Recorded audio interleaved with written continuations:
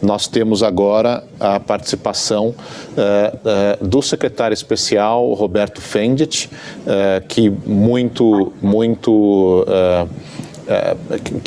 nos honrou com a confirmação nesse evento, portanto uma exposição de encerramento do evento. Foram 3 dias, secretário especial, de discussão sobre vários temas de comércio internacional. Nós falamos sobre questões sobre o cenário pós-pandemia, relacionado a cadeias globais de valor. Falamos também sobre questões de subsídios. No segundo dia, passamos para os novos organismos internacionais que o Brasil está participando, como a OCDE, também a acessão ao acordo de compras governamentais. E hoje, no terceiro dia, falamos sobre a interface entre comércio internacional e meio ambiente. E, por final, agora acabamos de fazer o painel sobre o antidumping, sobre esse instrumento que é bastante utilizado, que está dentro da secretaria que o senhor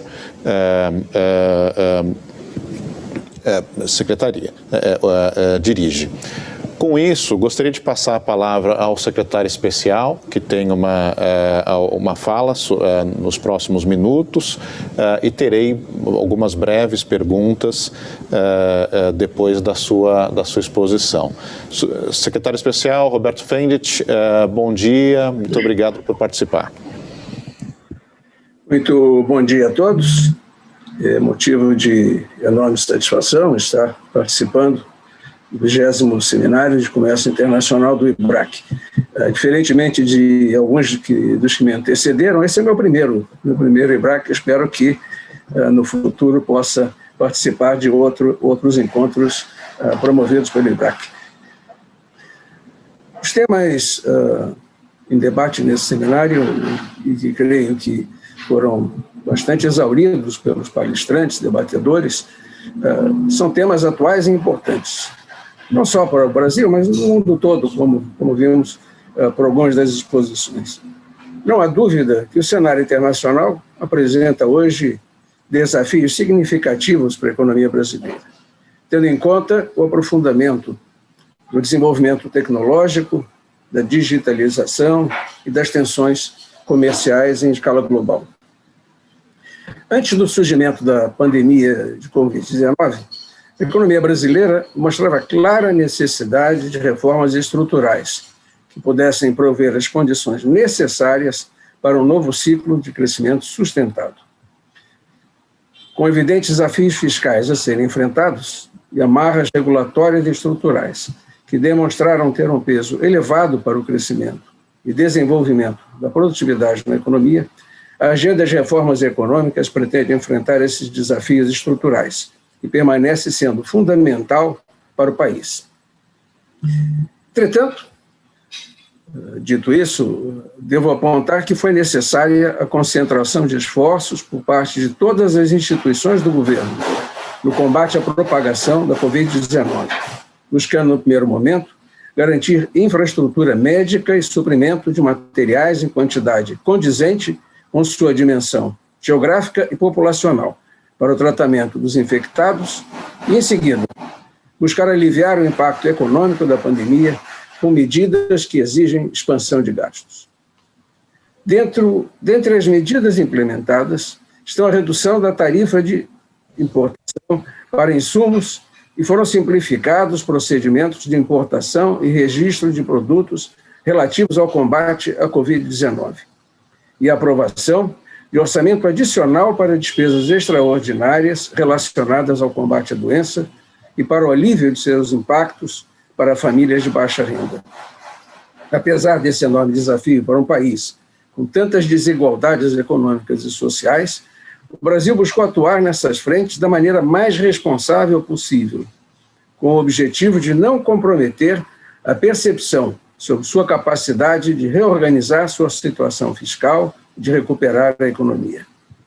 A exemplo de outros países, foram implementadas medidas de transferência direta de recursos às famílias mais vulneráveis, cujo sustento depende de atividades no comércio e serviços, atividades essas que foram mais afetadas com o isolamento social, mas também programas de sustentação do emprego e medidas de apoio a pequenos negócios.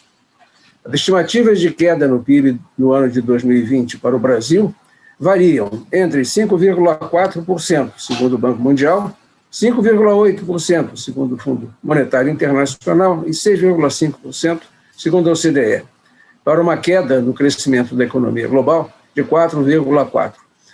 Esse crescimento de 4,4% inclui, obviamente, o grande crescimento da economia chinesa, que, por seu peso, tornou a queda no crescimento da economia global menor do que seria na ausência desses estímulos da economia chinesa. No Brasil, atores do mercado financeiro estimam que o PIB pode ter queda menor, de 4,8%, de acordo com a última edição do Boletim de Mercado Focus, divulgado periodicamente pelo Banco Central do Brasil. O governo brasileiro mantém sua estimativa de queda de 4,7% no PIB para 2020, com perspectiva de revisão no próximo mês para melhor. Para 2021, a expectativa do mercado financeiro de crescimento do PIB está mantida em 3,4%. As reformas que se pretende implementar visam garantir condições para um crescimento econômico sustentado e mais vigoroso no longo prazo. A discussão da reforma tributária, por exemplo, está bastante avançada e permanece tendo destaque na agenda do Congresso Nacional, com chances de aprovação de um pacote de medidas, provavelmente até 2021. Outras medidas para aumentar a eficiência do Estado e de desregulamentação econômica de menor complexidade estão em discussão junto ao Poder Legislativo e podem também ser aprovadas em 2021. Além disso, as iniciativas de liberalização comercial, sejam por meio de negociações comerciais ou por meio de ações unilaterais, permanecem em discussão. Embora seja difícil prever o quanto o Brasil poderá avançar nas reformas, permanece um compromisso importante e permanente do governo brasileiro. Todavia, é de se esperar que a pandemia de Covid-19 exacerbe outras tendências observadas na conjuntura internacional, como o unilateralismo, o protecionismo, o arrefecimento das cadeias globais e a instabilidade internacional. A esse respeito, temos acompanhado com preocupação essa segunda onda desse vírus nos países europeus, que certamente terão um impacto muito negativo no crescimento da economia global, não só em 2020, mas possivelmente em 2021 também. A OMC estima queda de 9,2% no volume de comércio internacional em 2020, seguido de um crescimento de 7,2% em 2021. São números sujeitos, naturalmente, a muita incerteza, pois dependem da evolução da pandemia e das respostas governamentais nos diversos países.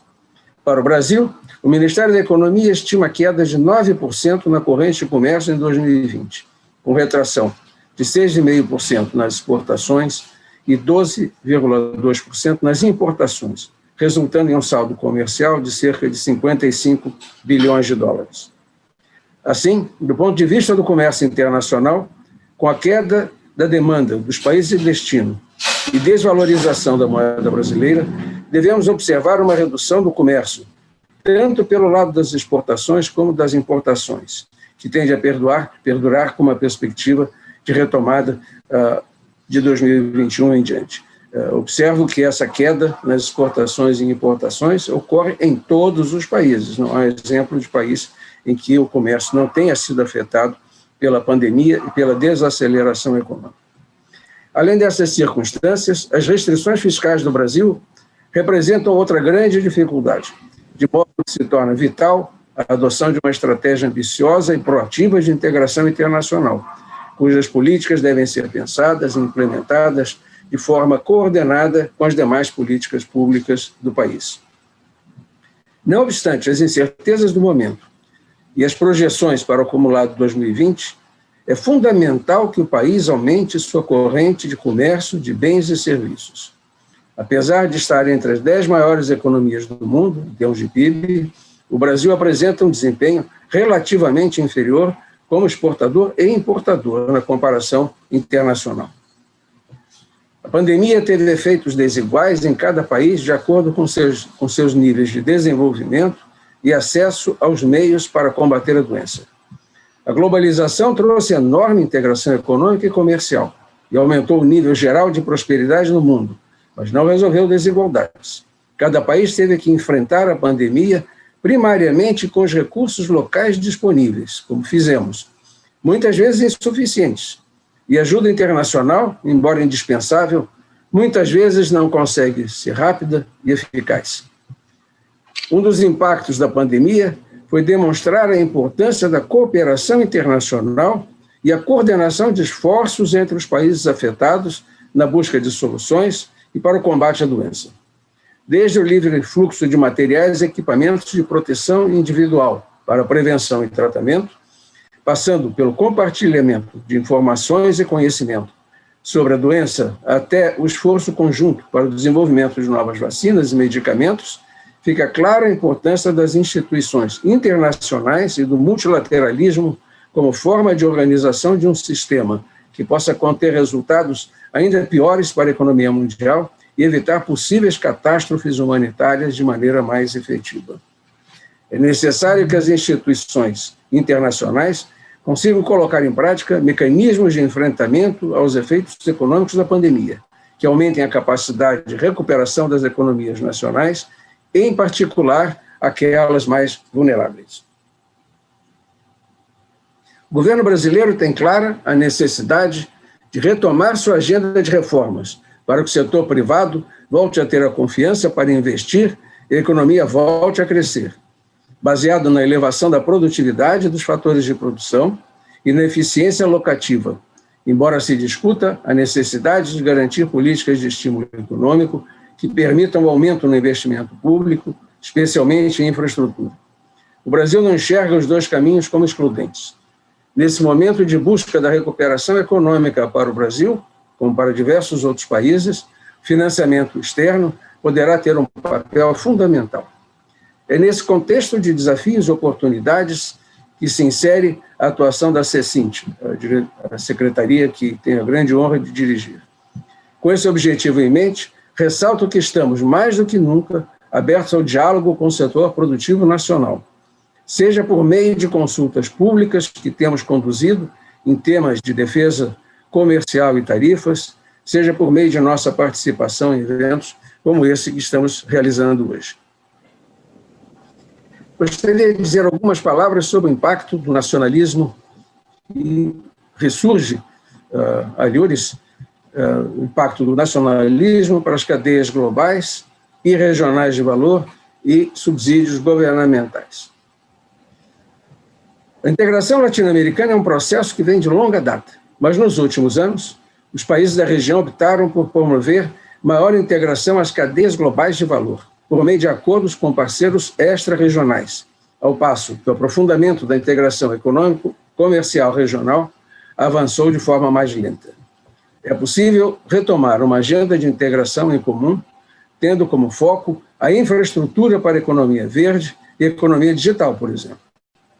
Além disso, é de se notar que os movimentos de reação à crise causada pela pandemia do Covid-19 sinalizam para um risco de crescimento da agenda anti-globalização, especialmente contra alguns dos nossos parceiros comerciais. Isso se deve ao aumento da percepção de que muitos países se tornaram excessivamente dependentes de nichos de cadeias globais de valor, com especial preocupação para os nichos intensivos em tecnologia localizados em alguns países. Esse é um tipo de tendência perigosa para a segurança e a prosperidade global num ciclo pós-pandemia. Essa percepção se reflete no aumento de restrições unilaterais às importações e no aumento de subsídios à produção local, adotadas por alguns países. Essas medidas integram uma tendência observada antes mesmo do surgimento da pandemia de Covid-19. E muito embora haja um risco de aumento dessas medidas sob a justificativa da pandemia, o governo brasileiro acredita que, no longo prazo, prevalecerão os princípios de mais livre comércio e das regras multilaterais. No campo do comércio internacional, por exemplo, o Brasil tem se mostrado historicamente comprometido com o multilateralismo e com o fortalecimento da OMC, para a manutenção de um comércio internacional transparente, não discriminatório e baseado em regras, em detrimento de medidas unilaterais restritivas ao comércio. O reshoring de cadeias de produção parece ser uma tendência global, e isso se reflete na América Latina com o desejo de nacionalização da produção, pelo menos para um conjunto de bens e serviços considerados de interesse essencial para países da região. Uma alternativa à nacionalização radical, que leva à ineficiência, pode ser a regionalização, ou reshoring, ou nearshoring, melhor dizendo, de cadeias produtivas, com foco na atenção à saúde, na produção de insumos, equipamentos, por exemplo, que poderia induzir maior integração produtiva e adensar o intercâmbio econômico e comercial na região. E bastante significativo, o potencial de cooperação e integração na região em contraposição à extrema dependência de suprimentos extra-regionais. Gostaria de vos dizer algumas palavras sobre a accessão à OCDE. O aprofundamento da internacionalização da economia brasileira e sua dependência das cadeias globais de valor e do desempenho das empresas transnacionais demandam maior participação do país em entidades globais que formulam regras nas mais diferentes atividades econômicas. O processo de acessão do Brasil ao OCDE obrigará o país a realizar profundo reexame de suas políticas regulatórias e, assim, fazer parte do foro central da governança global como membro pleno. A OCDE é atualmente espaço privilegiado de discussão dos grandes temas de interesse mundial, bem como as boas práticas governamentais. Tal participação obrigará o Brasil a dar um largo passo no sentido de reformas modernizantes e políticas públicas avançadas. O esforço de convergência às normas da organização, com a transformação das instituições de governo, impõe a quebra de velhos paradigmas de gestão, formatação de novas políticas públicas e a instituição de novas práticas de planejamento e prestação de contas. É um movimento que abrange discussões internas no país e revisão internacional pelos pares em reuniões dos comitês compostos de representantes dos demais membros da OCDE. Atualmente, o Brasil participa da organização com status de associado ou participante em 23 comitês e fóruns de trabalho, que envolvem os mais diversos temas, como comércio, defesa da concorrência, agricultura, segurança e política digital. Alguns desses temas já foram até muito bem apresentados aqui pelos que me antecederam. Como resultado da aproximação entre o Brasil e o OCDE, foi criado, inclusive, um espaço específico para o Brasil no site da organização, com possibilidade de acesso em língua portuguesa, destinado à divulgação de relatórios econômicos periódicos, estatísticas e documentos sobre o Brasil. Tudo isso em nome da maior transparência de tudo que aqui ocorre no campo econômico no país. A acessão ao OCDE é uma das prioridades estratégicas do governo brasileiro e faz parte da agenda de política externa para a internacionalização da economia. Entretanto, o mais importante para o país não é a fixação de uma data formal de assinatura do acordo de acessão à organização, mas sim a decisão soberana de querer fazê-lo e definir o caminho a percorrer. Deixe-me dizer algumas palavras também sobre a adesão ao acordo de compras governamentais da OMC. Estudos empíricos recentes têm demonstrado que as barreiras não tarifárias têm o maior impacto relativo na liberalização do comércio internacional. Nesse sentido, para além das tarifas aplicadas às mercadorias comercializadas, tem crescido a diversificação de temas de negociação em acordos comerciais, com a inclusão de assuntos regulatórios como facilitação de comércio, convergência regulatória, compras governamentais, comércio eletrônico e regulação de serviços transfronteiriços. A adesão ao acordo de compras governamentais da OMC está em conformidade com a política comercial brasileira, que busca ampliar oportunidades de negócios para empresas brasileiras e promover acesso a melhores bens e serviços. O acordo de compras governamentais tem como objetivo fundamental abrir os mercados de compras governamentais a seus signatários, de forma recíproca, No âmbito econômico, além dos efeitos de spillover resultantes do aumento da concorrência nas licitações e da consequente redução dos custos das aquisições governamentais, há ganho para os exportadores brasileiros de bens e serviços, que passam a ter acesso a um mercado de licitações avaliado em cerca de 1,7 trilhão de dólares. Governança, os compromissos de transparência e não de discriminação fomentam a consolidação de melhores práticas internacionais nas compras públicas, notadamente no que diz respeito ao combate à corrupção. O tema de compras públicas tem tido destaque crescente na estratégia de inserção internacional do país. Negociações foram concluídas nessa matéria com diversos parceiros. Aqui menciono apenas o Peru, o Mercosul, o Chile, a União Europeia e o EFTA, entre outros. Atualmente, o Brasil, por meio do Mercosul, negocia acordos de compras públicas no âmbito de acordos comerciais com Canadá, Singapura e outros países. Em maio de 2020, o Brasil anunciou sua intenção de aderir ao acordo de compras governamentais como membro pleno. O mandato negociador foi aprovado em reunião da CAMEX em dezembro de 2019. Desde outubro de 2017, o Brasil é membro observador do Acordo de Compras Governamentais. Etapa essa que geralmente antecede a adesão plena ao acordo.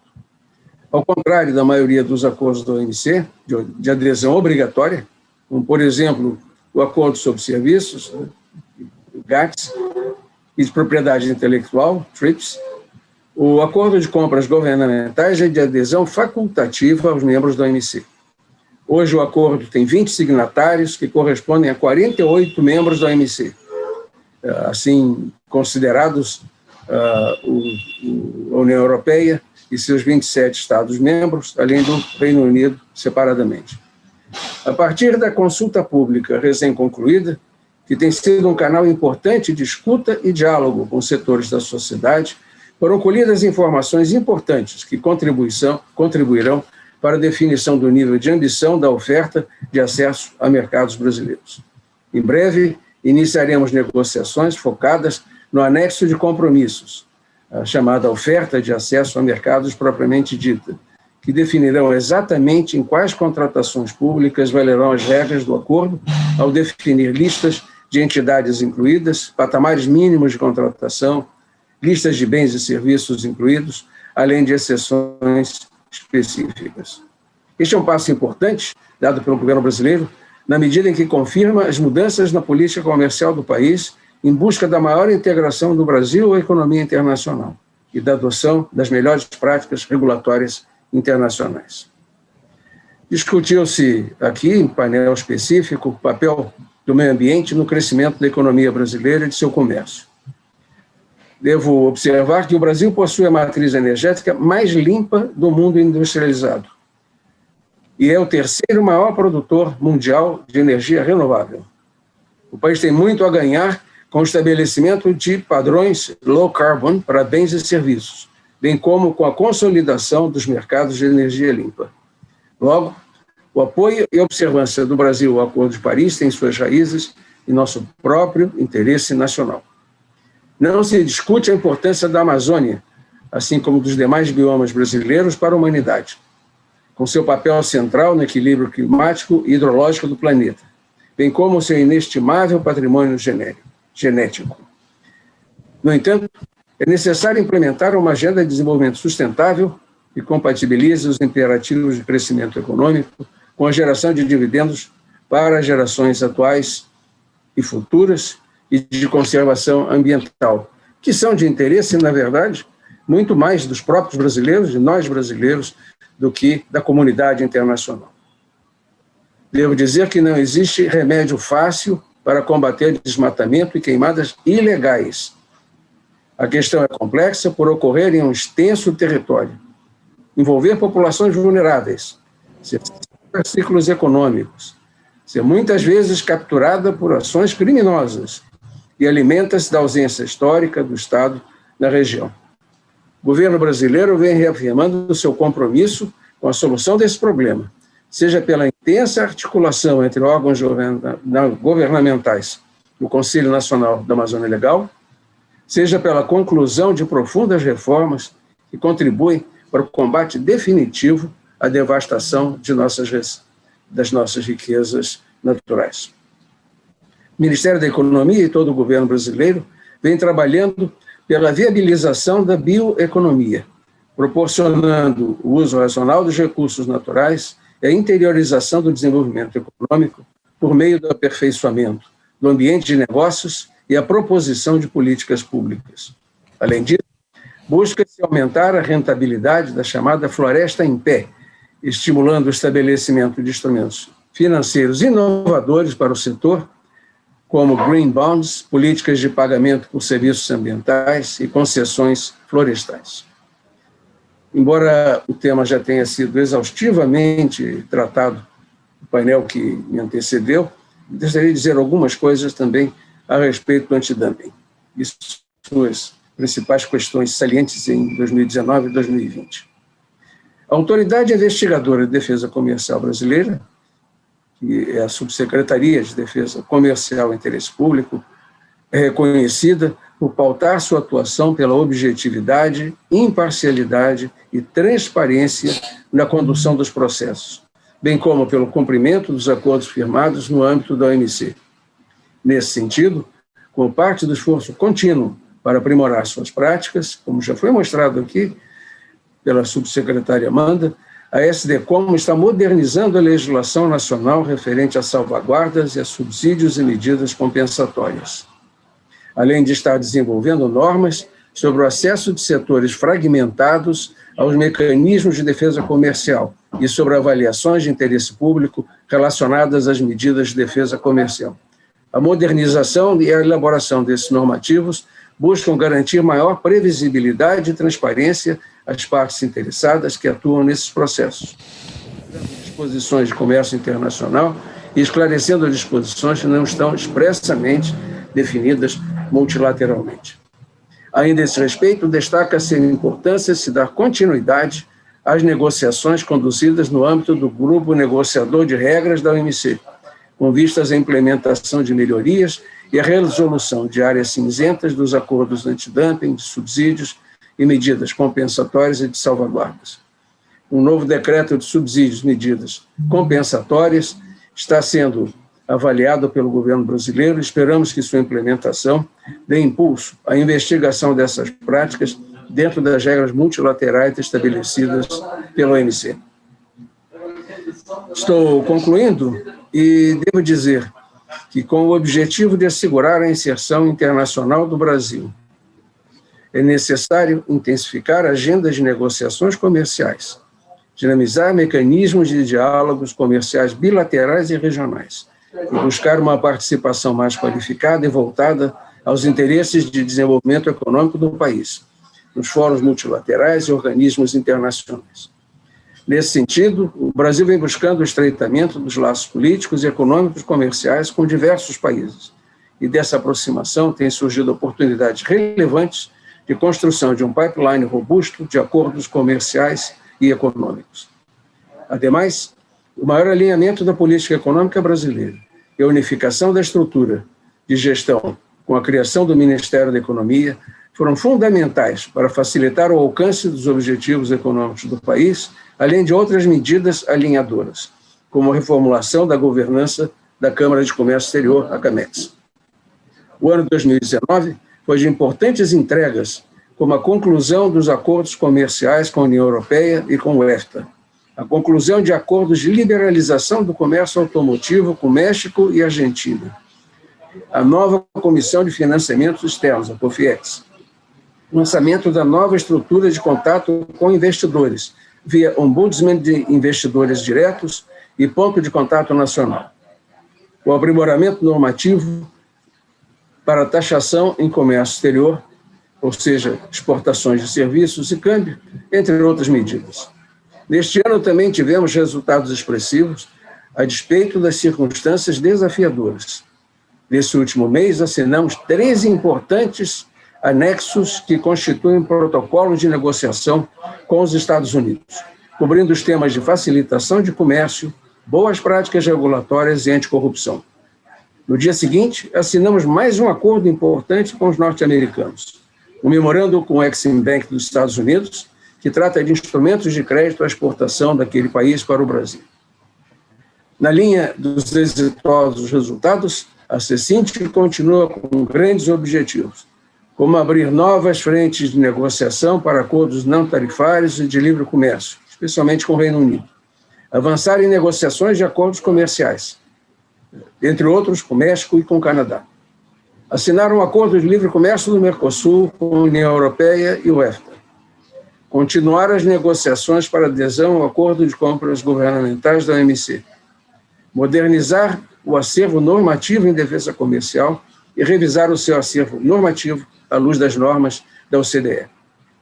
Em resumo, pode-se dizer que as ações da Secretaria que dirijo visam ampliar a inserção internacional da economia brasileira e podem ser dispostas sob 3 objetivos principais. Primeiro, inserir o Brasil nas cadeias globais, por meio da reforma do sistema de crédito oficial às exportações, com atenção especial ao fomento das exportações das pequenas e médias empresas, da abertura de novos mercados aos produtos brasileiros, por meio de negociações bilaterais e plurilaterais, da modernização da tarifa externa comum do Mercosul, da consolidação das modalidades de drawback para bens e desenvolvimento do drawback para serviços, e da desburocratização e facilitação do comércio exterior.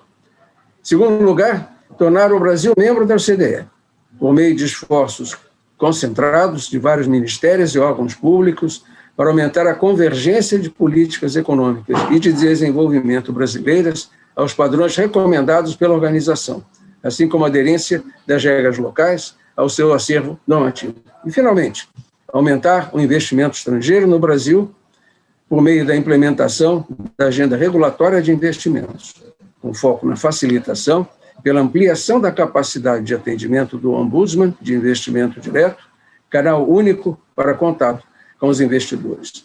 São essas as observações que gostaria de fazer e, mais uma vez, agradeço a gentileza de me permitir que hoje me dirigisse aos participantes desse tão importante evento realizado pelo IBRAC. Muito obrigado a todos.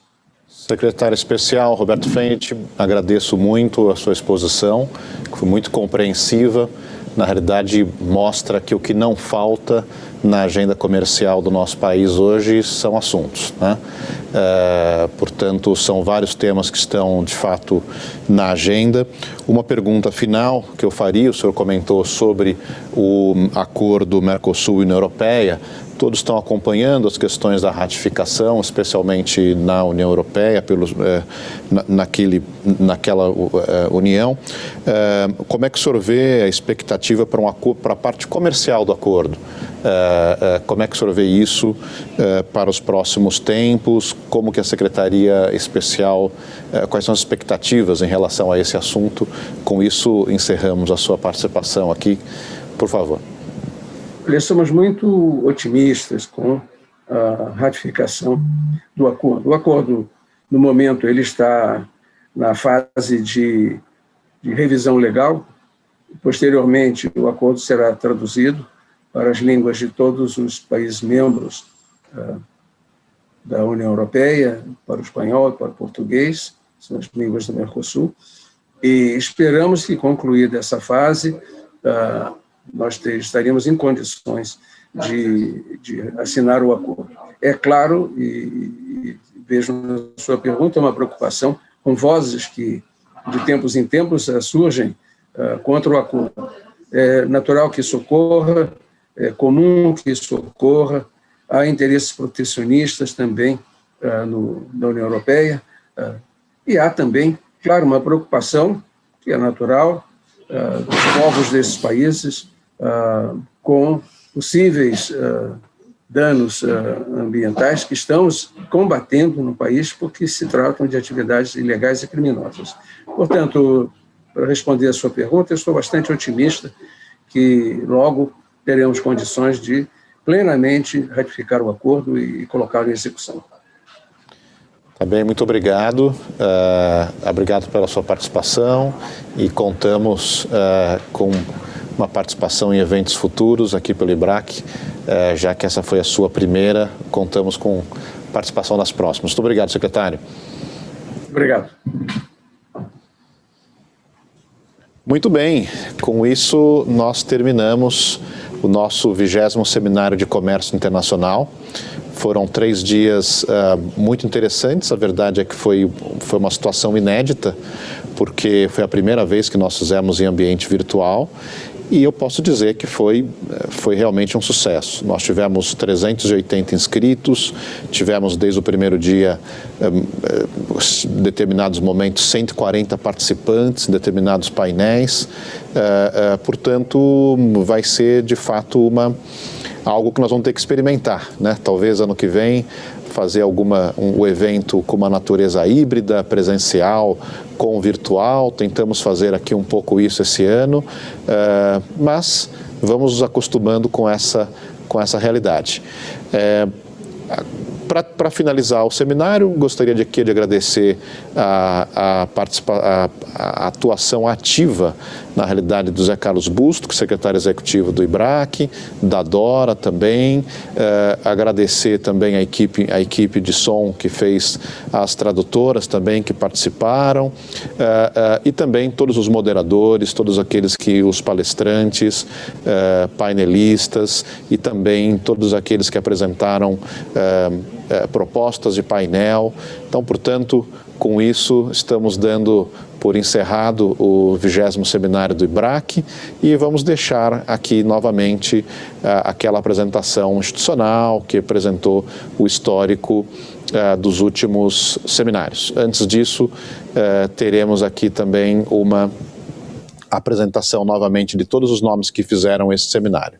Tá bem? Muito obrigado e não deixe de participar do Comitê de Comércio Internacional e das atividades do IBRAC.